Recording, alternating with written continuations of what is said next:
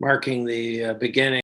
I was thinking of starting saying, well, it's been quite a 3 days since Wednesday, but it's been quite a year.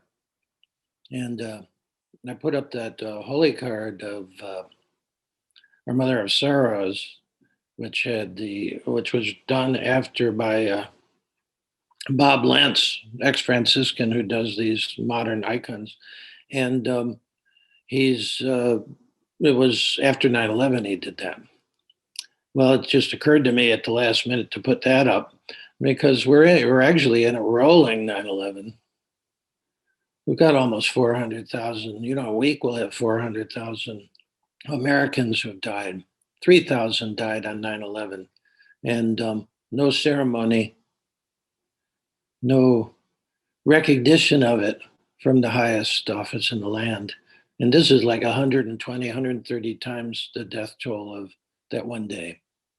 So that's here, and I want to remember those people. I mean, I have a picture of Elaine down there. She's one of the 370,000 or so perished, and that's in the background. I wanted to bring it in the foreground, and then a kind of 9/11 kind of day on Wednesday.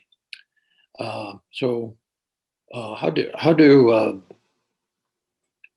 work with the how to respond to that? We all reacted to it.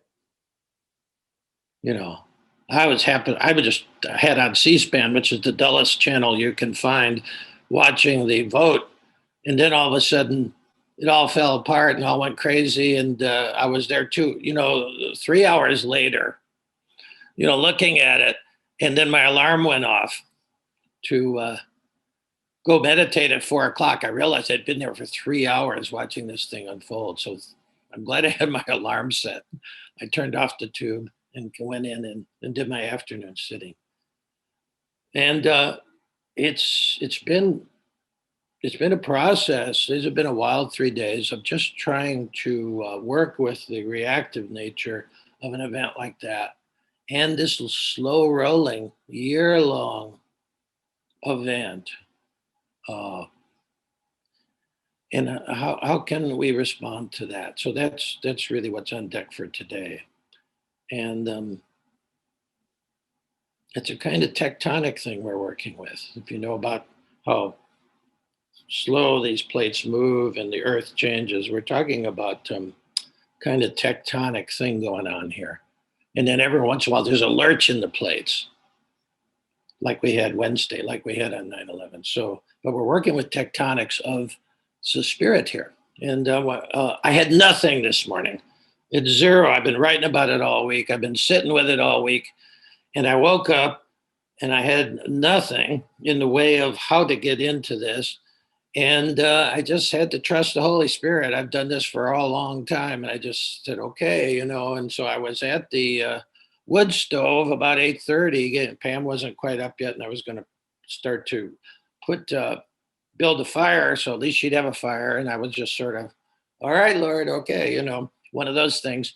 And I have all my old years of typed up drafts of poems and stuff up near the wood stove, and I just crumple them up and throw them in. I throw in all my writing from when I panned for gold, and so I start crumpling this paper up, and I saw the title of it. It's an old poem. It's about a year and a half old, and I said, "Holy shit!" So I'm going to start with this poem here, and then from this poem came another poem right on its heels. So I went from the Black Hole of Calcutta to two poems. Well, this is the first one, and I think it's going to give us some footing to respond to stuff like this, because I really had a hard time. Thank goodness I had a practice to work with. This one's called "If Love Is the Answer." If love is the answer, what is the question? Perhaps the question is, how can we live in a house of love, smack dab in the middle of a country dying, in a house divided by hate? Perhaps the question is, why so many of us hold on so tenaciously to old hatreds, fears, resentments, and conspiracy theories. Perhaps the question is, what would we have to face if we let go of our hatred and our blaming of the other? If love is the answer, could the real question, the one we're trying so hard to avoid asking, could that question be, how could I ever begin to heal all this pain? If love is the answer, could the real question, the one we're trying so hard to avoid asking, could that question be, how could I ever begin to heal all this pain? Wow, it was like Bonanza. Yeah. How can I ever begin to heal all this pain? This year of COVID, this attempt to overthrow the government, these fantasies, conspiracy theories. Yeah, it was all right there. I wrote it a year and a half ago. So that gets us going, I think. If love is the answer, well, what's the question? How could I ever begin to heal all this pain? So that's sort of I think that's the question we need to ask. And thank goodness you're here. And thank goodness we've all had a framework for it. I want to flip back just for a second to the icon. You might not have had much time to see it if you came in at the very end. So I'm just going to flip for a second to you to pull out one thing from the icon.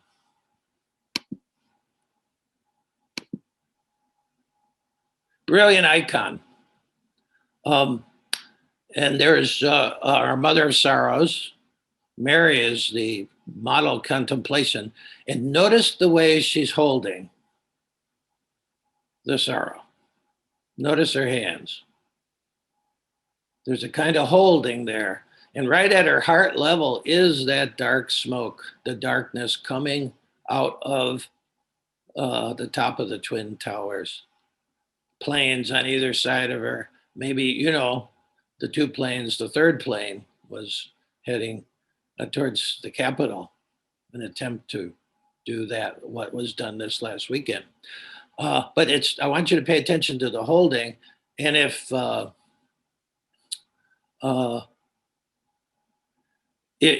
you know a little bit about Taoism, the contemplative practice of a lot of millions of Chinese people, you can sort of see a figure like the yin yang figure there. The way she's holding it. She's holding it like she's holding a baby too. Yeah. So just that, but notice her face too. She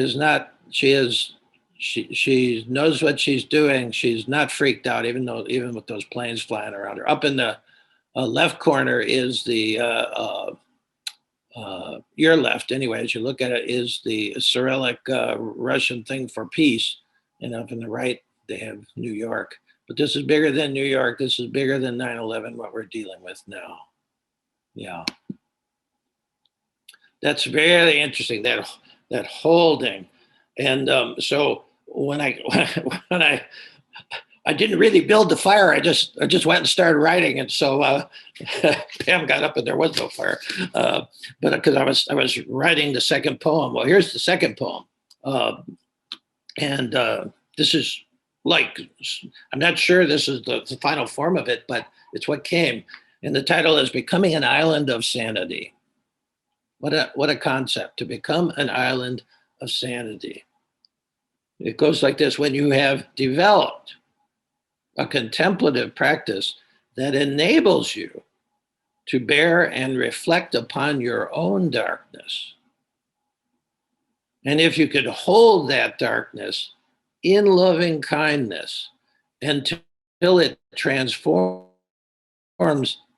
into the light of wisdom and compassion, if you can do this, you will have begun the healing of your soul. You either transform your darkness or you transmit it to others. Bearing and reflecting upon your own darkness enables you to become a kind of psychic T cell that can help heal the malignant cancer in the body politic. It's a really interesting image. Bearing and reflecting upon your own darkness enables you to become a kind of psychic T cell that can help heal the malignant cancer in the body politic. You either transform your darkness or you transmit it to others. As we transform our own darkness by holding it in loving kindness, we become islands of sanity in an ocean of madness. As we transform our darkness by holding it in loving kindness, we become islands of sanity in an ocean of madness. Over time, islands in an archipelago of sanity join with each other and form continents that can dispel the madness, destroying our planet. As we transform our own darkness by holding in loving kindness, by holding it in loving kindness. Remember that image of her holding the sorrow, the death, all that darkness, the smoke. It's a classic picture of Tonglen, by the way, but in a Christian icon, because Tonglen isn't owned by the Buddhist. Jesus, I believe, was a Tonglen master, so as we transform our darkness by holding it in loving kindness, we become islands of sanity in an ocean of madness. Over time, islands in an archipelago of sanity join with each other and form continents that can dispel the madness, destroying our planet. That all just came this morning. But I think the images work for me. Again, one of the key images there, if you either transform your darkness or you transmit it to others. And so that's why I'm saying that the job always, and we are enabled because we have a practice. You wouldn't be here. And if you're a regular here for a year, we've practiced basic sitting meditation. We practiced this, finding the clarity and lucidity, how we can turn this, just this confusion, into clarity, into sanity, into lucidity, just by sitting. The basic contemplation, meditation practice, you see. That's part of it. And we've been enabled. Plus, we've worked with, and if you're new or just popping in or something and you really haven't picked up on another practice, we've been really practicing 2 or 3 practices. But the second most important practice is what that icon was showing you. Tonglen. It means to send and receive, to receive and send back. And we receive the sorrow of the world, the suffering of the world, and we send back some sort of relief. Now, if you're not familiar with that practice, when I send the follow-up to this session, as I try to always do the next week, there will be a little link that you could hit that would fill you in on this practice, and you could start practicing right away. So we've been enabled, and I'm looking now at this archipelago, 25 aspiring islands of sanity. And the first session in March, I think we had like 18 or 19. Now we have 51. You see, people are looking for that. That's why you're here. Basic sanity. And then, really that form continents of it, but really you could say it forms communities of sanity. That is like the T cell, a huge the T cells when my nephew John died at 30 of AIDS. Well, his T cells had gone down. They were always looking at his T cells and white blood count, but his T cells were like 0. He died in the beginning of the AIDS epidemic where there was no retrovirals or anything else. So this is retroviral work. This is like vaccine work here, you see, for this madness virus that, right now we're feeling it in the United States and that reverberates out, but the whole planet has this virus. And this madness that is destroying the planet all around us 24 hours a day. And so how do you even deal with this, respond to it? Well, this is it. You have a basic meditation practice and you work on that and you deepen that. And then when these lurches in the tectonic plates happen, like these key events like 9/11 or this, or all these other countries, have been couped many times too. Unfortunately, a lot of times by the aid of our CIA. I can speak for Haiti. Two times since I've been working in Haiti was an elected guy couped by us. So some chickens are coming home to roost. Now we're feeling this, you see. But it's all in the picture of a much bigger, dire situation in the planet. And how can you respond to all that? Well, in a minute, we're going to hit the bell. We're going to go down. But the key thing, and this is why I've used the mirror. The mirror maybe doesn't work for you, but it works for me. I've used this mirror. I'm not wearing it because a savvy TV person that I know said, it really keeps blinding me. So, but I want the image of it because the image of a mirror is self-reflection, you see. And that's the key here. When the Native Americans started seeing these mirrors in the white colonial guys, they thought they were magic because they could dispel the darkness. Anything that reflects yourself back to you is a kind of magic. And that's what we're not doing as a country, as each individual. We have to self-reflect on our own darkness. Because, I'm right. I got to turn a 1,500 word-op-ed that I'm writing for Wednesday into 1,000 words because I normally they let me get away with 900 words. I'm not. If I could get it to 900, that's what I'll be doing after this on this subject of how to restore health to the soul of our country. When people say this is not America, that's only half right. That's only half right. This is America. And the idea of the soul is not all light. Each of our deepest psyches has light and dark in it. And we got to work with that darkness individually, collectively as a community, which is what this is about. And then going out to the world. You can become an island of sanity.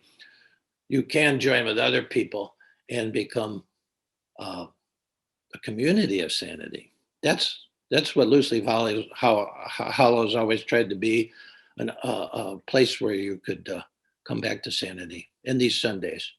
And the retreat next Saturday where we'll meditate more intensely for the morning. Yeah, if you could make it, come on. We got work to do here to transform this much darkness. So, but this idea of when we drop body and mind, those two upper levels of consciousness, into the heart, which we're going to do in a second, and we go to meet and be met by something bigger than our own ego. We're leaving the ego behind. And that one way of looking at that thing we meet is just the ultimate mirror that will reflect back to us the truth, love, what we're dealing with. Unless you have some kind of reflective mechanism, and most people do not, psychotherapy, shadow work, meditation, all of that together is what I need, to deal with this incredible ocean of madness that surrounds us all, not just America, the planet. So this is one small thing we can do, but it's the most essential. So just to sit with it and drop it all in, drop all the emotions in, drop it all. And so meditation is not just about light. Because sometimes when you do this on a regular basis, I've been doing it almost 50 years now, um, the mirror reflects something dark that you have to deal with. See, that you have to deal with. And that's also part of it. This I found this while I was going crazy this week, just writing whatever, and I bumped into this proverb from the Middle Ages. Now, this probably is an alchemist proverb, and it goes like this: light that dominates the darkness is the Antichrist. Let that sink in for a minute. Light that dominates the darkness is the Antichrist.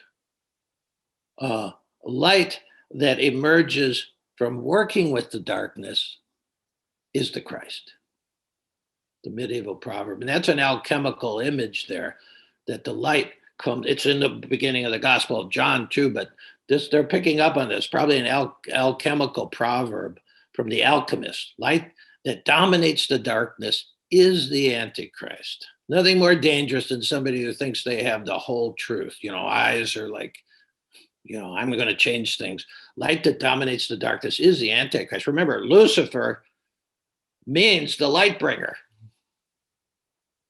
But then light that emerges from working with the darkness, from holding the darkness, is the Christ.